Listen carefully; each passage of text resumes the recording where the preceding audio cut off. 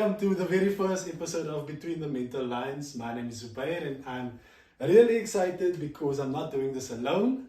It doesn't feel like I'm talking to myself anymore. I've got my amazing wife here with me as my co-host tonight for our first episode. I'm going to let her introduce herself. Hi everyone, I'm Nurinisa. I'm so glad to be a part of this journey and I'm so glad we get to do this together. Don't be weird, bro. But yeah, definitely. So today we're talking about something that's close to the both of us, something that we've been speaking about, and that is basically coloring outside the lines. Now, when we say that, we're not just talking about crayons and coloring books, because even though we all have an inner child, we are not kiddies anymore. We are groot mense. So it's about stepping away from what's expected of us and breaking patterns and finding our own way, basically. I think we've both had moments in our lives where we've needed to color outside of the lines. We've needed to step out of our comfort zones and figure out who we are as individual people, as our environment allows us to be, and stepping out of that to discover a world beyond that we were maybe conformed to. Precisely. So in this episode, I think that we'll share some of those stories, talk about why it matters to challenge expectations, and hopefully inspire you to think about the lines in your own lives and whether it's time to step outside of them. So let's go. Okay? I know we had very different childhoods.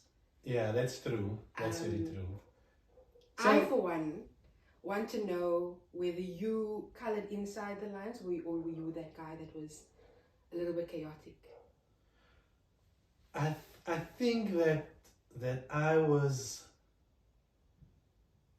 the child, because I'm the eldest also, and because I come from, well, my dad's the eldest in his family or of his siblings, so I was literally the first grandchild as well from one side of the family, and because of that, I kind of, I learned things from my aunts and my uncles really. And because of that, I think there was like this sort of standard I was held to, man. And like I always think about, like when I was younger, my mom used to have these cards that she'd make me read from. Like she'd literally write words at work, like multiple cards. You know the Kathy and Mark books?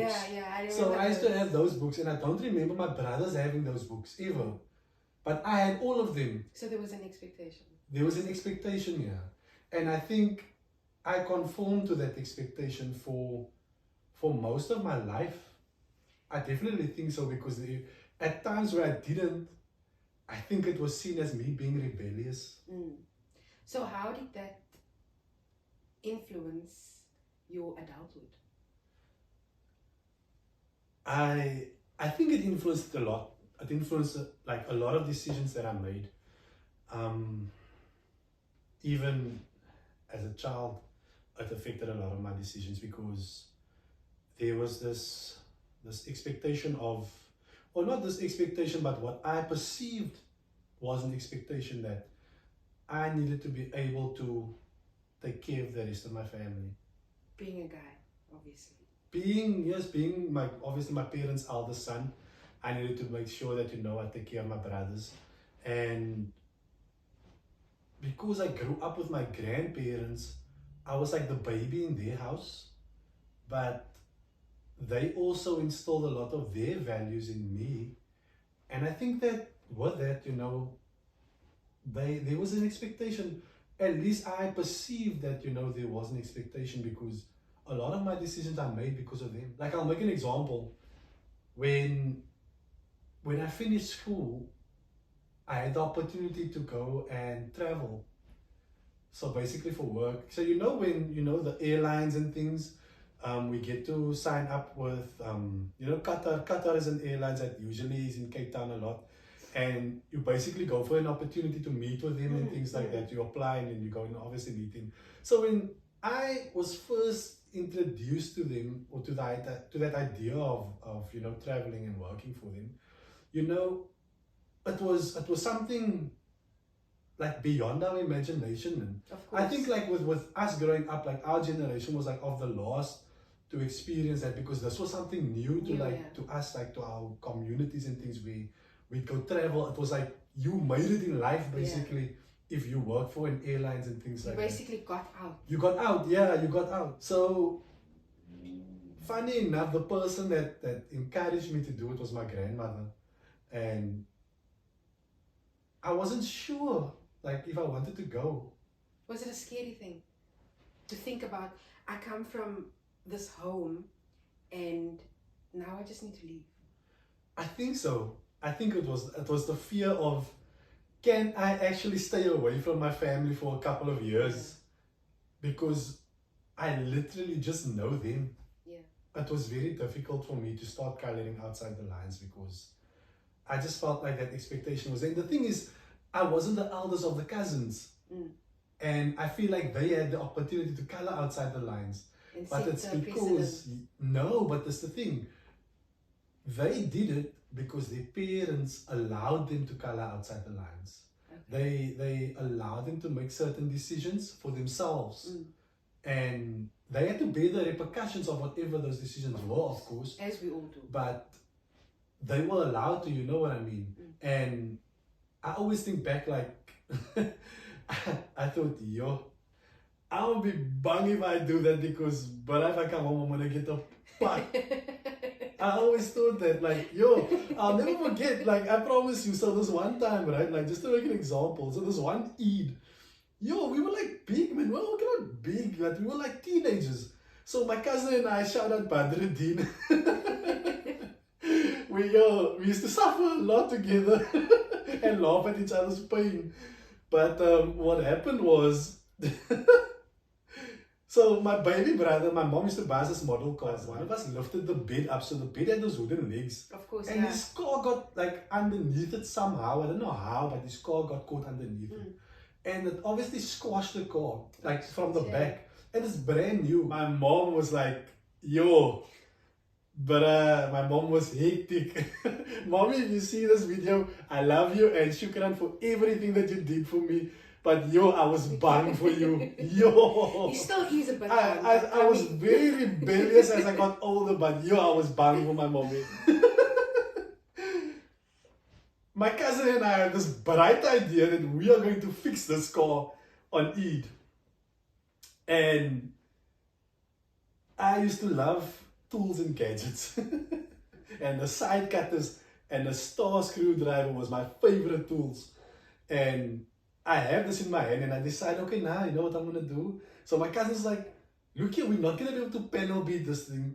Like, trick it, like, knappie, duck. And I'm like, bruh, that's a bad idea. Don't. And he's like, hey, knap net die duck aan kan ons dit gevaarlik maak. Bruh, I cut on the ones and as I cut through, my mommy opens the door. Yo, we always, and you know, everybody's in the room, all the cousins is in the room, but only the two of us is getting a hiding. Yo, we got packed that day. All I remember was seeing Badruddin covering his face, and I see Ami just going at him with his fist, and my mommy on the other side just, just klopping me, my bro. And yo, it was like they were fighting with grown people the way they were giving us a hiding. And then they walk out and they tell us to think about what we did. I was like, I don't want to think. I already did enough thinking. I learned my lesson for the first hour. And then the funny thing was like, we just laughed at one another after. Like, I looked at him because we were both snooking. and he looks at me and he's like, yo, let jou lekker gemoer. And I look at him and I'm like, no, vir jou net so wat gemoer. But that's why I feel like we feared, you know, like I had this fear of disappointing my parents and my family, because the disappointment would be so involved. And obviously now, you know, we teach our kids differently and we try to do things a little bit different. I will say though that the one person that I don't remember getting a hiding from, she probably did give me a hiding, but that I don't remember getting a hiding from was my grandmother. Never ever did that. Like she used to like lecture us, yes, but I don't remember hidings. Like, But didn't those sting more than the actual hiding? yes, yo. So everybody, right? So everybody, even like my uncles and my aunts, they'll probably tell you the same. Like they'll say the same thing. Mama had a way of speaking to you, and that was, she was so gentle. Like she could like, Mama could Karen, like any other person. Like Mama would Karen. Like she used to like call my grandfather. Grandma was a baker. So she'd like call him for like, come mix the dough and stuff. And like, oh, something Bia did, man. And I was in it, Dickie! Then you must know it's on now. or she's called out for you, like, if she's like in that moment, then it's like, and your bloody Mayan was the words. My grandparents used to do and the your same Mayan, thing. luister in your Mayan. Or like my uncle stayed in the house. Puta Nazim of Puta Bim as we know him. Is it Bimmy and your mind? It's alweer die peskus opgeheet. And he never admitted. Or like if he did, he just say, "You goed raak out." But she was the one that gave me a lot of insight and perspective, because she was the one that would, when she was really upset or disappointed in you, she would sit you down alone and she would speak to you as gently as she could. I remember as a child, so my grandmother used to sell masala, and the money was always on the thing, because we used to like take the money from the customers, like from the people at the door. And I took this money one day, so my grandma had a potjie, man, which she put the notes in. And so I knew where this potjie was, and I went to go fetch this potjie. And I went to Auntie Susan, the shop. So that time we still had, the colored aunties and had his winkeltjes and stuff. So Auntie Susan was the shop, and she knew my grandma very well. Everybody knew my grandma. And oh my God. So I go out and I go buy a chocolate, lunch bar.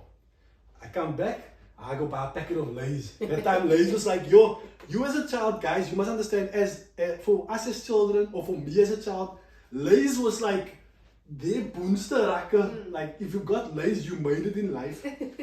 Knickknacks was your naam, and what is a cracker snack? That was like the chips that made us, like, it built us and made us strong.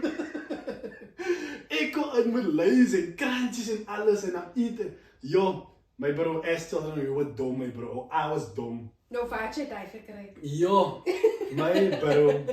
Anyways, so mama asked me, Zubair, waar kry jy die lekkers vandaan? And I'm like, Auntie Susan. I'm admitting what I'm doing. I didn't even realize I'm admitting. I'm like, van Auntie Susan, mama. She's like, waar het jy die geld gekry? I'm like, my bro, I don't want to say, because I know this is actually me admitting already. Look here, I messed up. Like, bro, I'm gonna get packed now. I'm bang, because I know, Kiki. My mom used to phone in the afternoons before she came home to ask what we're doing. So I knew if mama report, then I'm stuck in when my mommy comes home. But and I'll never forget, mama walks with me to Auntie Susan and asked Auntie Susan, she don't ask me, she asked Auntie Susan, did I come buy the stuff here by Auntie Susan? I'm like, wait, bro, I'm gonna get packed. Mama, don't give me pack, my bro. Mama just talk to me. Mama tell me that she's very disappointed and she hopes that I don't do that again. It's not right to take money or take things that's not yours. And I'll never forget that. I sat there that day, and I felt so bad. And then the phone rings, my mommy phones. And she tells my mommy, she says, moenie die kind slat nou wanneer sy by die huis kom nie. And I'm like, Mama, why did you remind her about eating? Nou gat ek pak kry. Wallahi, my daddy walks in. Toe ja, ek op die hand. And I got a helse pak. Yo, that was the worst I ever got. But really, like, I'm grateful to my family, because even though there were expectations, they also allowed us to, drift a bit and explore. We were very fortunate to travel a lot with them and go camping and things. And as a child coming from a gang-infested or gang and drug infested community that was basically in the heart of poverty. They gave us the guidelines and the structure to not make bad decisions, Yeah. man. And the good thing about that was because they allowed us to see what is outside of our home. And they allowed us to see that there's better out there. And in that sense, they allowed us to color outside of the lines. I think that because we are Muslim and myself obviously coming from a Malay family, there were certain cultures, or there's a certain culture that they had, and we obviously conformed to that at the time. Nowadays it's very different, but at that time it was a whole different story. Like I think we were the last of those like kids that were conformed, so to say, to their like morals and standards or values, if you want to call it that way. It's good, but it was also like there were things that could improve. I mean, if you look back, as a parent, you can now say, okay, this is what I can learn from them. This is how I would maybe do things differently. Yeah. And then when the children grow up, it's like, I know what I went through. I don't want you to go through the same thing, but I'm going to guide you so that you stay grounded. Yeah, of course.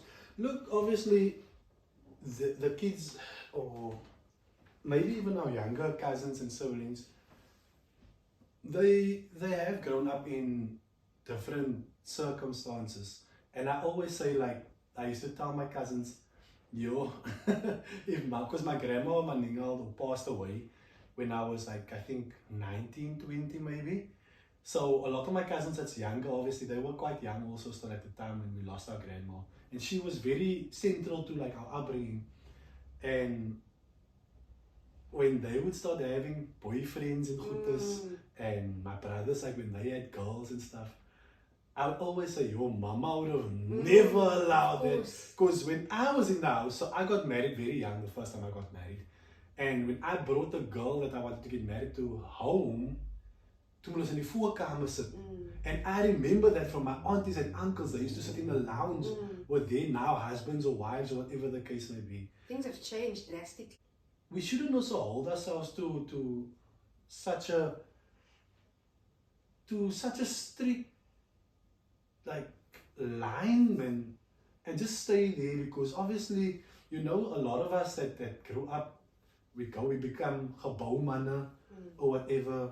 Tradesmen. Yeah, like if you became a doctor, no, like for us now, that obviously in that time, like if we became or wanted to be a doctor, that is like, it's like, it's gevaarlijk, like, you know, like not even a doctor, like you just got a good job at Old Mutual, for example. Then you made it in life. Nowadays, like, you don't want to work at Old Mutual, or, you know, that's not a cool job. There's so much other things that you can do nowadays with your life. Not only Old Mutual, but I mean like a cool job. I think the times have reversed in a way, because nowadays being a tradesman is so instrumental, like to your growth. You can grow so much better now being a tradesman than you would in a corporate environment. Yeah. Like it's okay, like to have a degree, and we'd obviously encourage everybody to do what they feel their passion is. But you know, when we grew up, it was like, okay, go do accounting. Yeah. Because accounting is good. Like do accounting or go into not banking. even political views into. Yeah. But in the way that the economy is going, or our government is going, it's not conducive for people not to have an extra trade, not to know a skill. Yeah, exactly. So it's important to maybe expand on what you do know, and your field is what becomes redundant, and then what do you do? Yeah, and I think like technology obviously also does that now, because a lot of things are automated. Exactly. So there was encouragement to color outside the lines, but because of like the cultural upbringing we had, I think that also kept us in the lines. And I don't know how it is for you, because obviously you come from a different background. So, but that's just from my perspective, basically. It wasn't vastly different. I mean, I love listening to your stories, and I find so many similarities in our principles and our values, and I think that is what helps us to be grounded as well. So, in terms of coloring outside the lines, I was a bit of a rebel, I'm not gonna lie. Mm-hmm. I always questioned, I always pushed the boundary. Oh. My parents always told me, you know, you are a girl, you do come from an Indian household. There were certain expectations that were placed on me, and because I'm the eldest grandchild on both sides, actually, my mom's side and my dad's side, my cousins always had this, you are the eldest, you need to set the tone, you need to do this. If you're not going to wear a scarf, they're not going to wear a scarf, and that was a big expectation on my, like, I also need to be my own person. Yeah, that's true. And I've been given the freedom to make those decisions. Although I was always, I wouldn't say pulled back, I was always reminded where I come from. And I don't know if you remember, but before we got married, my dad had a conversation with me, and he said to me, you've carried my reputation for all your life. And now you will carry your husband's reputation the minute you walk outside your door. And that is the only thing that keeps thinking or keeps coming up in my mind. Like, if I walk in the street, they're either going to know who my parents are, or they're going to know who my husband is. So that was an expectation that I needed to carry. But as far as growing up was concerned, I needed to know. I needed to know why my curfew was 9 o'clock. I needed to know why I can't do this, why I can't do that. As a girl, it's very important, you know, you need to protect your reputation. Of course. And we try to do that to the best of our ability, the way you dress, the way you carry yourself in public, how you address other people, because it's a reflection on your family. Because that is what girls do. That's true. Men don't often get questioned to, hoekom sy broek so laag? Or why does he have a fade? Or if he's busy with girls every weekend, nobody's going to question that. I see what you mean. But as a girl, the first thing, they're going to phone your parents. I saw your daughter here, she was talking to this one. It could be a random stranger. I'm just saying hi or whatever. Your daughter was talking to this person. What's happening? What are they doing? So there was that expectation, and I wouldn't say that you get limited to what you can do, because I didn't feel very limited. I just felt like I questioned a lot. I think that you were very much the opposite of the kind of person I was. So I was very introvert growing up. I was a very soft-spoken person as a child, and for the most of it I was, until I got into high school. And in high school I was still, you know, the soft introverted person, but because I loved sports, I had a good balance. Like when I was when we were in high school, like, you know, nerds were nerds then. Like, they like computers, and you know, they have like weird hair, and like, you know, they have excessive gel and stuff. Today it's very different. You can't really say who's a nerd anymore. But that time you could clearly make out, okay, you guys are the nerds, you are the naughty boys or the naughty learners. And the good thing was I had a good mix because of my sport. I mixed with the one side and the other side. So it was diverse. I got to see both sides basically of how, you know, both sides lived. And it was amazing because it gave me good balance, and as I went through my grades, I became more extroverted because of that. And because of that, obviously, I wasn't that person in the shell anymore. Like, okay, now I'm shy, or... The exposure came. However, and I became... Yes, I would say that I did become a bit rebellious. And there was a time where I would question everything of my teachers. Like, some of my teachers, I used to question them all the time. Where I got put out of class at one point. And one of my best friends, Lyle, dynamic duo, we are Batman and Robin, like, we always together. And there were times where, like, we deliberately argue with one another in class. So who was Batman and who was Robin? Lyle, I was Batman, and you know I was Batman, bro. You can be Batman in your version of the story, but I was Batman in my version of the story. But we were so alike, like, you know, your friends who you choose to be around you let you know who you are. Of course. And Lyle and I were, it was amazing because we could answer each other's questions for one another without being present with like the other one. And I really picked it up when I met his girlfriend and his wife now, Lauren. When I met her for the first time, there or something, and she was. And then she said, he's quickly busy, but like, he'll be here soon, or something to that effect. And then she was like, do you want to wait or not? And then I was like, okay, I'll wait, I'll give it a couple of minutes. And we started speaking. And as I was speaking, she laughed and she said to me, do you know what's the craziest thing? You are exactly what Lau described you as. Everything you just did and said, you are exactly like Lau described you.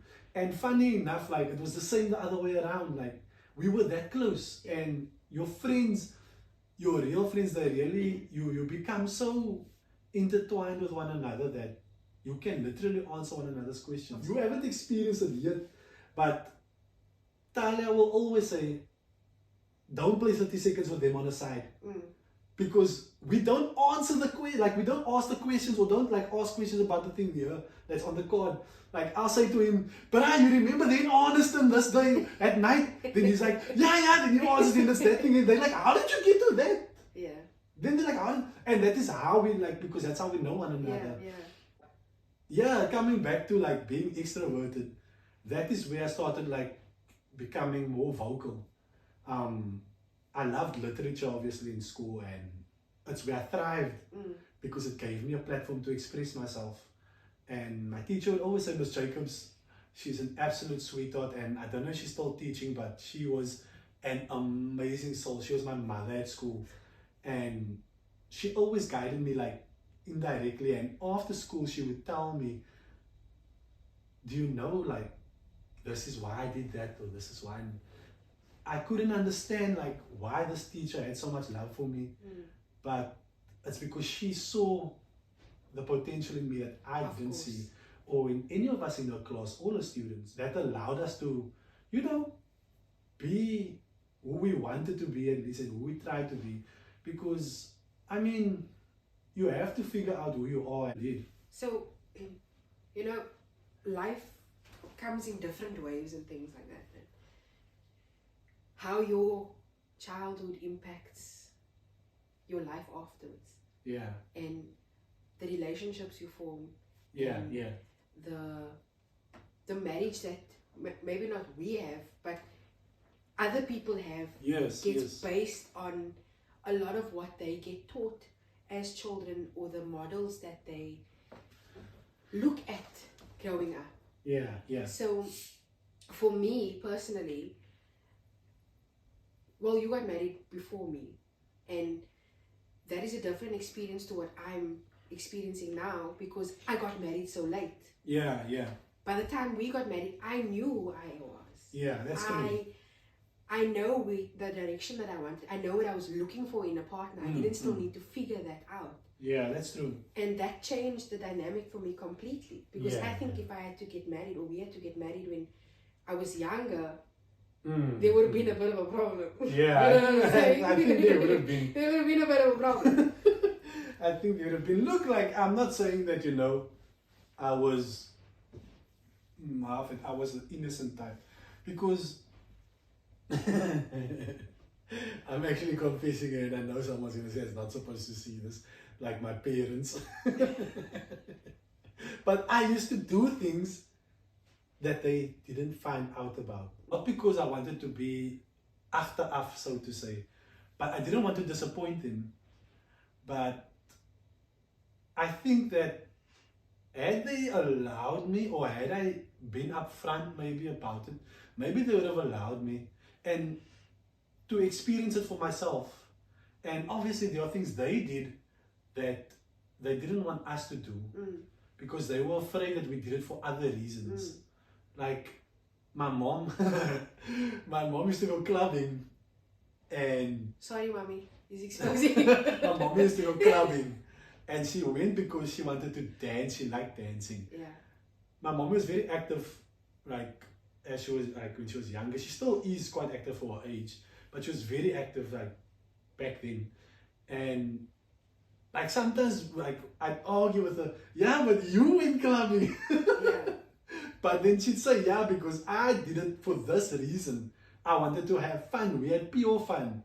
But the thing is, you don't know the fun that I wanted to have. Yeah. I also wanted to just have fun. I wanted to experience what it is to just be, you know, a young adult. And making the decision to say, you know what, this is for me or it's not for me. Yeah.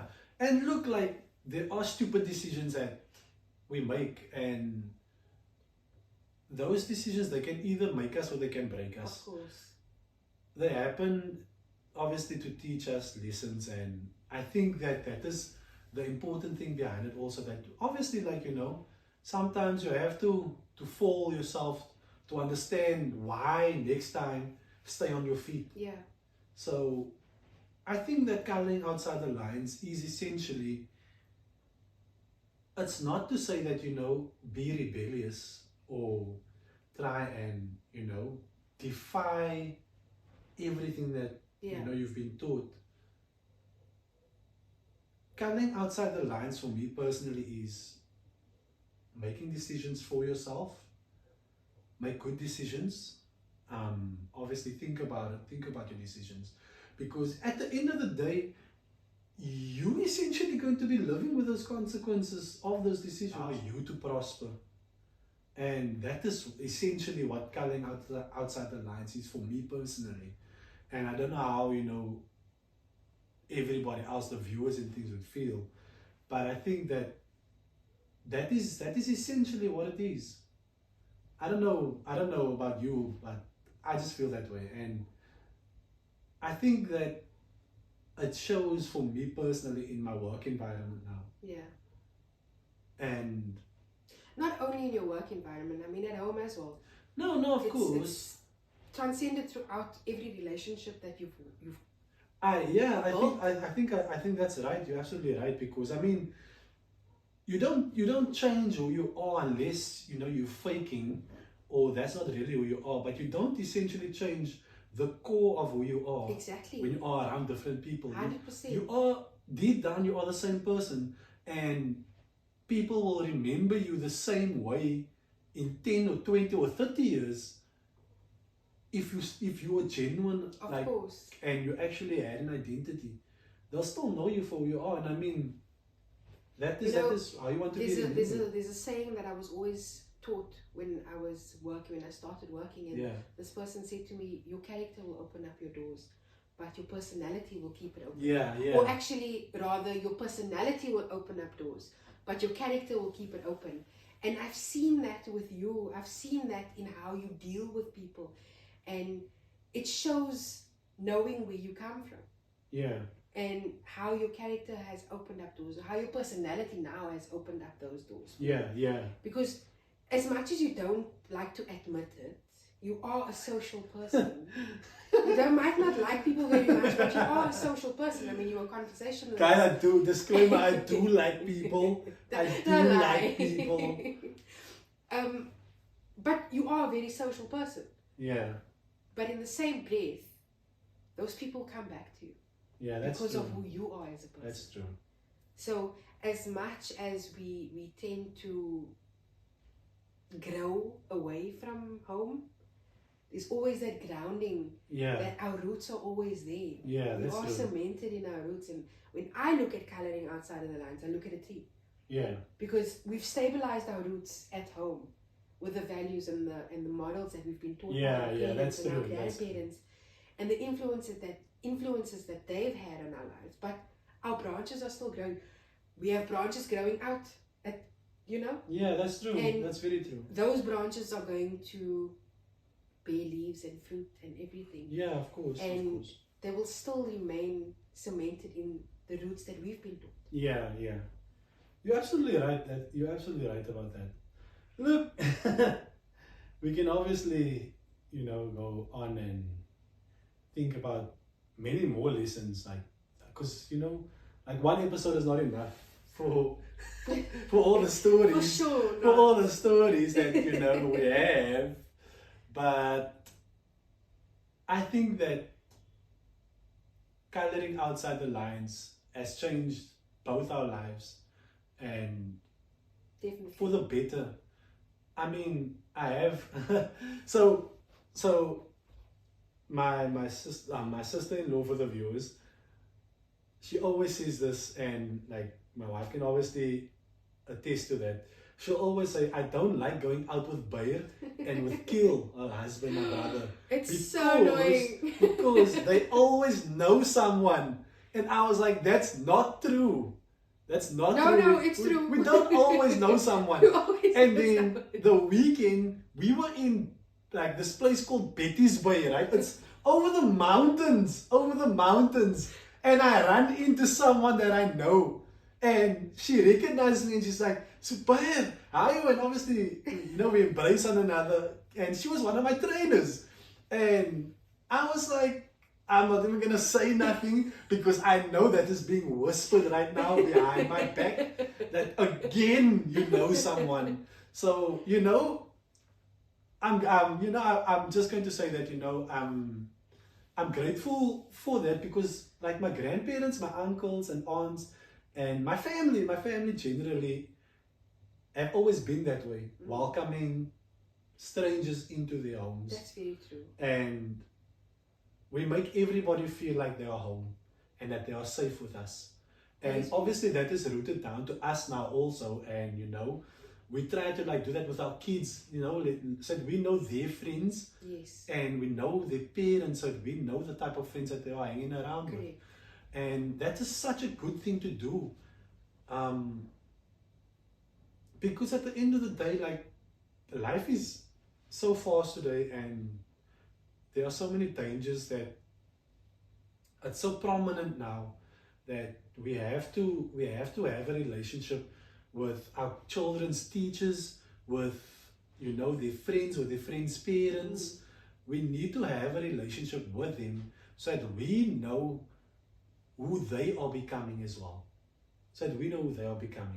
And yeah, that's just one of the things that I can say. Like, I blame my grandparents, like, why I'm like that. So I commend them actually. you must go get, like, Talia, you must be quiet for Bea and for Mama, then what they instilled in us, because they were the ones that showed us that everyone is welcome in their home. One of my best friends was in our home before I was born. He was there already. He was his family basically to us now. It's the doors that they've opened. They have, and that's the thing. Like, we don't see it. I'll always make this example and say, so many times people recognize me because of my grandpa. I don't look anything like my grandpa, like the grandpa I'm referring to. I don't look like him at all. He was pilkswart. Bea was Alexis onder die kooi. Not really, but you get where I'm going at. Bea was dark of complexion. Half of my family are dark of complexion from my mom's side. So when you look at me, or when when I was younger, my features, then you're like, how's that your grandfather? But everybody knew he was my grandfather. Like, even today still, like, whenever I go to school, some of my teachers that are still there, they recognize me, and like I have a good relationship with them. Funny enough, when I went to school with my daughter, with Israel, so one of my teachers went to go fetch out a project that we did when I was in, I think, with standard 2 in grade 4. Wow. And she still had it in class.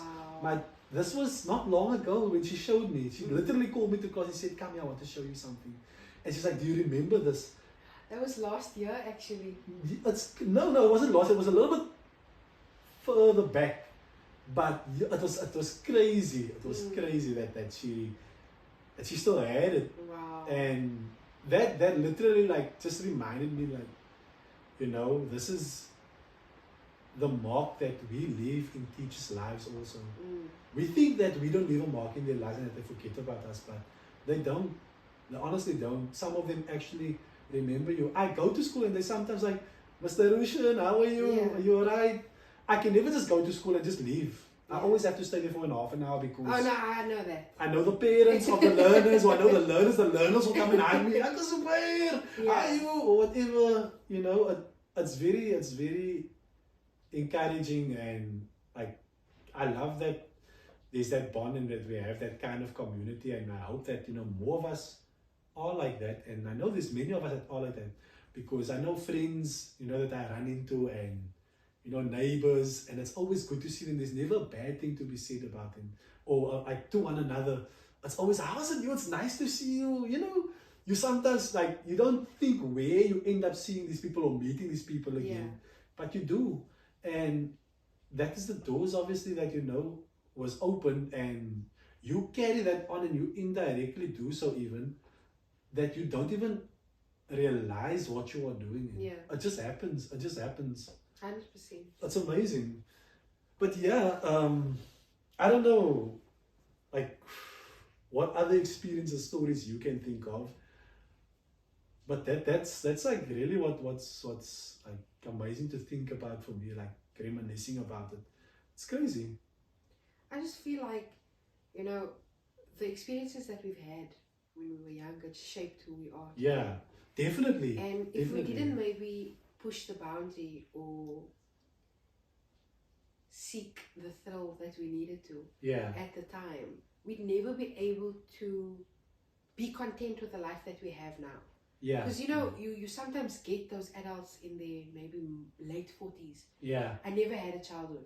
Yeah. So now I'm going to experience my childhood. Yes. I've raised my children. Yes. I've done this. I've done that. I never had a childhood. Now I want to go. Yeah, that's very true. That's very true. It's not a bad thing, because I mean, now at least you have a bit more understanding of life, because you've been through it all. But ideally, at that point in your life, you want to sit back and reap the benefits of everything. Yeah, no, of course. Done. Definitely. So you can't push the envelope at that age, or not. You can't. It's a little bit harder. Yeah, that's true. It's a little bit harder. True. That's very true. You know, I don't think I would be the person that I am today if I didn't go through the things that I went through. Yeah. If I didn't question why I needed to be home at 9 o'clock. It bothers me. Up until today, it bothers me. Why could my friends come home at 11, 12 o'clock, but I needed to be home at 9 o'clock? But I understand the logic behind it now. Yeah, that's true. I understand why I needed to ground myself at home. Yeah. Instead of, you know, showing off my wings outside. Yeah, that's true. And I appreciate that now. But I couldn't then. Because then I was like, no. This is not for me. You know? And honestly, I was the first person who was allowed to wear jeans. Can you believe that? From your girl cousins? Yes. Because I was the eldest. Everybody after me was... That's insane. Everybody after me was like, it's fine. But I was the first one to wear jeans. Everybody else was wearing like skirts and things. That's crazy. Because we had to carry ourselves well. And I'm grateful that my parents allowed me to explore that. Yeah. Because honestly, I don't know what I would have done if I didn't wear jeans. And the fact that it wasn't, well, I don't know if this is the right way to say it, but wearing hijab wasn't forced on me. It was a decision. Mm-hmm. I could take that decision by myself when I was ready. Yeah. And I appreciate that because I did it for myself and my creator. I understand the responsibility that comes with it. I understand the honor that comes with wearing hijab now. Whereas then, if I had to wear it, it would have been like, my mommy told me I must. So, true. So I have to. But now I can understand the logic behind it and why we need to do certain things and how that has impacted on the decisions that we make today. And I think coloring outside of the lines needs to be done under supervision. You should never be left to your own devices, but it should be done. Yeah, that's true. It should definitely be done. So that's just my opinion. Guys, just before we wrap up, I want to just have a quick pause. And we always talk about, you know, our issues and things. and our lives. But I just want to take this opportunity also for everybody to just spare a moment and a thought and a prayer for people that are currently being oppressed. And obviously the big issue with the genocide happening in Palestine, and we have to also take time to be appreciative of the blessings that we have and the freedom that we have here, like to be able to sit and do these things, because there are people that don't actually have anything, that are literally just trying to live. And let it be a moment for us to also just be grateful for what we have. Yeah, I just wanted to mention that, and obviously, let's keep them in our prayers, and everywhere around the world, not just in Palestine, everywhere around the world, those who are oppressed, that are having difficulty, we spare a moment for them as well, because they teach us also and remind us to be grateful for the things that we've been blessed with in our lives. So we want to leave, or before we're going to leave, we obviously want to leave you with this question, and that is, where in your life do you feel like you've been coloring inside the lines? And what would it look like if you stepped outside? It's not just about our stories, it's about yours too. So let's keep the conversation going. We are excited for our next guest. We are, absolutely. She is such an amazing human being, and I know I'm hyping her up so much right now, but she is such a good friend of ours, and honestly, she lives up to the meaning of her name. She lives up to the meaning of her name. She definitely does. And yeah, it's going to be a pleasure having her. Some of you may have seen her already on social media. She goes by the name of Anissa Carey, a cancer survivor. She's a mom. She's a wife. She's an entrepreneur.